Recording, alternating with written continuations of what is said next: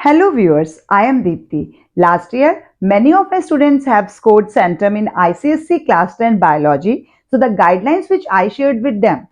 Now first, general tips. Use your first 15 minutes of reading time in judiciously choosing the best 4 questions from section B based on the maximum marker question from each of the questions given in the section B. According to me, you get sufficient time to answer the question in biology paper, so time management should not be an issue. In fact, in case you are doubtful of any of the 4 questions from section B, you may use the extra time at hand to answer the 5th question also. The marks are awarded to the best 4 questions, so you need not to worry. The most important factor in biology paper is how you present your answer. I would also want to make it clear in the beginning itself that there is no half mark in section A. It has 15 mark MCQ question and then 5 questions of 5 mark each. No half mark in these 14 marks of section A. First is, do not miss the keyword while writing definition. Keywords are very important when you are writing a definition. आपका एक keyword अगर वहां पर miss है, आपको कोई marks नहीं दिए जाएंगे. While labeling diagrams, which is the most important part of biology paper, your approach should be very clear because numbers are already marked and you are supposed to label or tell the name of that part and the associated function in most of the cases. Otherwise also in biology diagrams are very important.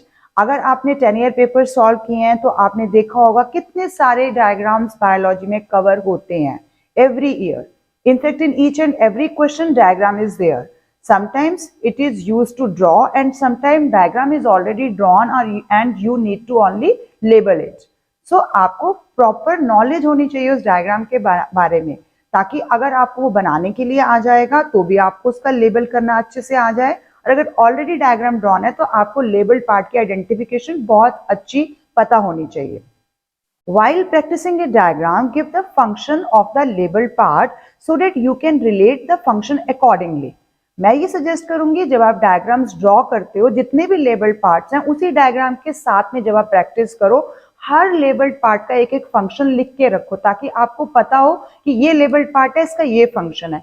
नहीं पूछा जाएगा कोई बात नहीं, but आपको पता तो होना चाहिए कि कौन सा फंक्शन किस पार्ट के साथ एसोसिएटेड है.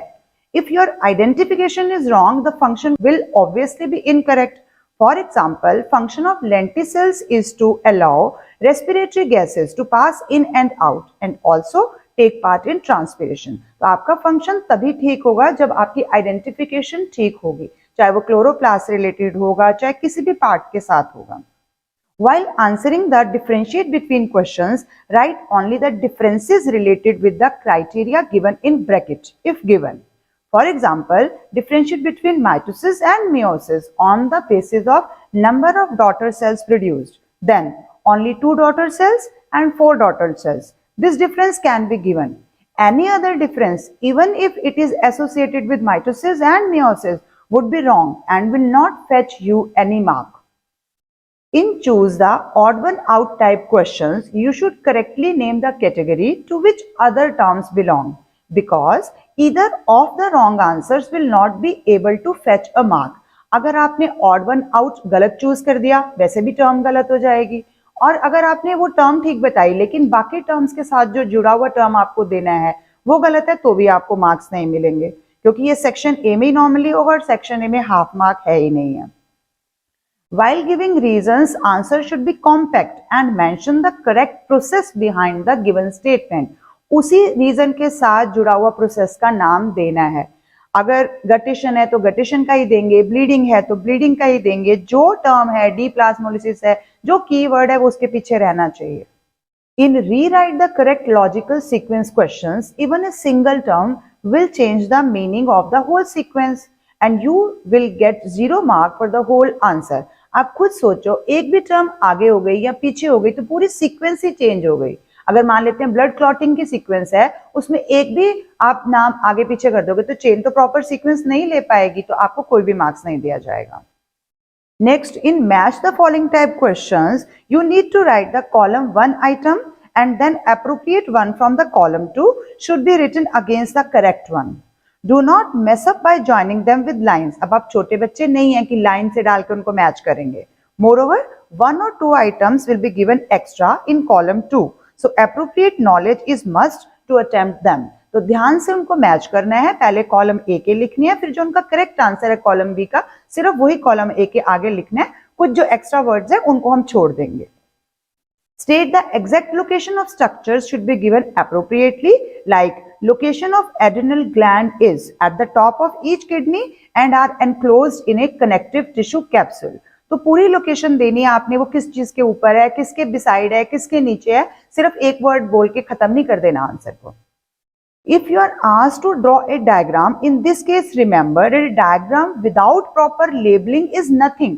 कोई यूज ही नहीं है ऐसे डायग्राम का जिसमें लेबलिंग ही नहीं है. I would recommend that you practice diagram with proper labeling for biology. Experiment based questions need a very correct aim and further associated questions will be checked only if your aim is correct. मैं इस point को बाद में और clear करूंगी क्योंकि ये बहुत ही ज्यादा इंपॉर्टेंट पॉइंट है. इस पॉइंट का मेरा फोकस आपको चैप्टर के अंदर एग्जाम्पल के साथ समझाना रहे. Today I am going to share the small guidelines with you. Please listen to them carefully and try to implement also. Don't just hear them. So first of all, read the scope and syllabus prescribed for ICSE biology. Don't go beyond the syllabus. Revise the topics repeatedly for better understanding of concept. Practice makes a student perfect. आप जितनी practice करेंगे diagrams की, theory questions की, उतने आपको बार बार करने से वो अच्छे से आ ही जाएंगे. Prepare a list of abbreviations you come across the syllabus, absorb them mentally. I have also made a video on acronyms for ICSE Class 10 Biology. This is the link, you can open it. Learn the keywords or biological terms or definitions with conceptual clarity. Practice drawing neat and label diagram always. आपका blank diagram आपको कोई marks नहीं दिलाएगा क्योंकि marks किसके हैं, जो part आपने लेबल किए हैं. वो तभी आप वहां पर सही कर पाएंगे जब आप उनको बार बार प्रैक्टिस करेंगे. जितना आप प्रैक्टिस करेंगे, डायग्राम बेस्ड हमारे बहुत सारे मार्क्स होते हैं आईसीएसई बायोलॉजी में, तो आप जितना प्रैक्टिस करेंगे उतने आपके मार्क्स स्कोर होते जाएंगे. Give importance to biological and technical terms as well. Revise previous year question papers, specimen papers, etc. Use the 15 minutes reading time to understand and assimilate the questions. Read the rubric attentively and choose the questions as per the rubrics. Plan and organize your thoughts accordingly to give your best. Follow carefully the instructions given for each question. Attempt only the number of questions asked in the question paper to keep yourself stress-free. Write the correct question number before answering. Be methodical and organized while answering. Do not separate the subsections of the question. ऐसा नहीं है कि we are attempting section A question 1 is on first sheet, then question 2 on third, and then question 4 on the last sheet. Teacher will get irritated from you who will check your paper. Write a neat and legible handwriting. Be confident and rely only on yourself. ऐसा नहीं है ये A, B, C, D सब teachers को समझ में आता है. Whatever you are writing, please be confident कि मुझे जो आता है वो अच्छा है. फ्रेंड से पूछ के ये A है, ये B है, ये C है, ये D है, और गलत मत कर देना. Please try to understand. MCQ में आप लोग ज्यादा गलती करते हैं. तो अपना कॉन्फिडेंस रखिए और वो तभी आएगा जब आप पूरी नॉलेज के साथ पेपर देने जाएंगे. Avoid selective study. Learn definitions and highlight keywords as well. Solve the previous year question papers to become familiar with the mode of questioning and marking system also. Read the questions carefully and then answer accordingly what has been asked. Pay attention to fine details in performing an experiment in plant physiology. You should be able to state the aim and result of the experiment clearly only. If you know the aim, then attempt the question. If you don't know the aim, then please leave your first part. if you are giving the wrong answer to the first part of the question related with aim of the experiment, you will get the complete zero in your other parts also.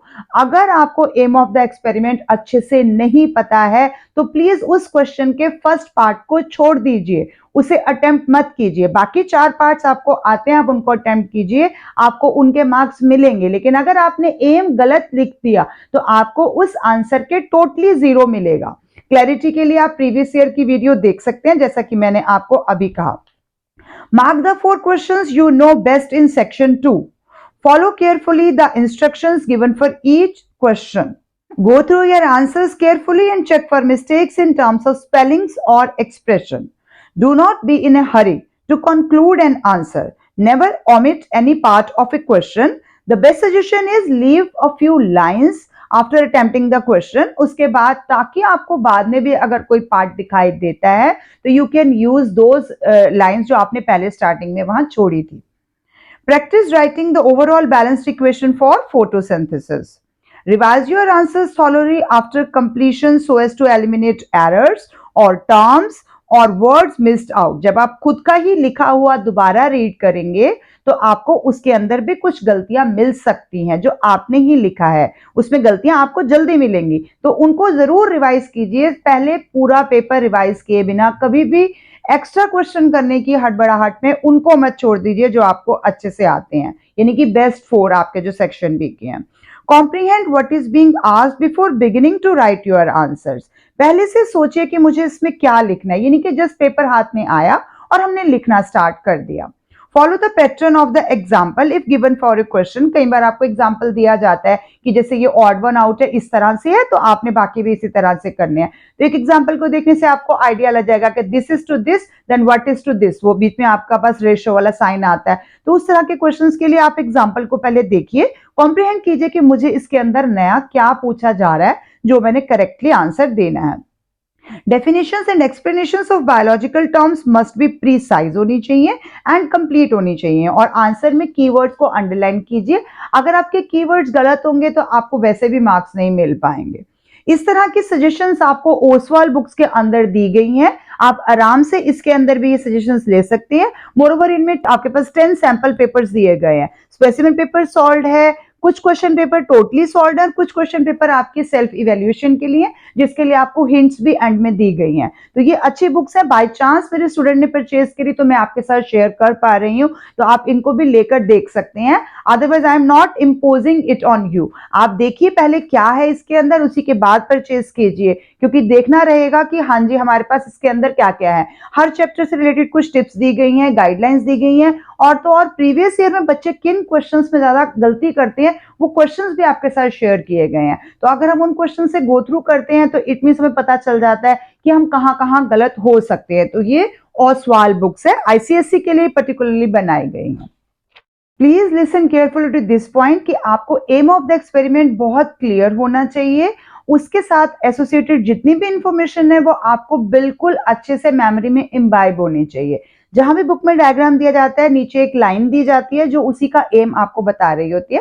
Moreover आप पूरी explanation पढ़ते हैं तो आपको M तो पता होना ही चाहिए, क्योंकि यही मैं आपको बार बार कह रही हूं, अगर आपका एम गलत हो जाएगा तो आपको उस क्वेश्चन का टोटल 0 मार्क मिलेगा। इसीलिए एम को पूरा एम्फेसाइज अच्छे से कीजिए, अभी टाइम है, अच्छे से रिविजन कीजिए। और साथ में कंट्रोल सेटअप हुआ है हमारे पास, उस कंट्रोल सेटअप में हमने कौन सा पैरामीटर चेंज किया है, इसको चेंज किया तो क्या होगा, ये डाल दिया तो क्या होगा, ये नहीं डाला तो क्या होगा, इस तरह से रिलेटेड रीजनिंग टाइप क्वेश्चन भी आपके साथ, तभी तो पूरे मार्क्स आपको दिला पाएंगे बायो पेपर में। Practice collecting data and analyze the result of the experiment in practical record to improve skills in answering experiment related questions. जितने भी experiment related questions हैं, अगर आपने उनके experiment किए हुए हैं तभी आप उनको ज़्यादा अच्छे से comprehend कर पाएंगे और आप उनके लिए टेंशन फ्री रह पाएंगे। अगर फिजिक्स केमिस्ट्री बायोलॉजी की बात की जाएगी तो बायो में आप बहुत इजीली मार्क्स स्कोर कर सकते हैं। बस आपको यही चाहिए कि पूरा सिलेबस आपको नॉलेज में हो, हर चैप्टर के बारे में जितने भी डीप क्वेश्चंस हैं उनको अच्छे से कीजिए। डायग्राम्स की रिटन प्रैक्टिस कीजिए, डायग्राम्स की रिटन प्रैक्टिस बेहद जरूरी है।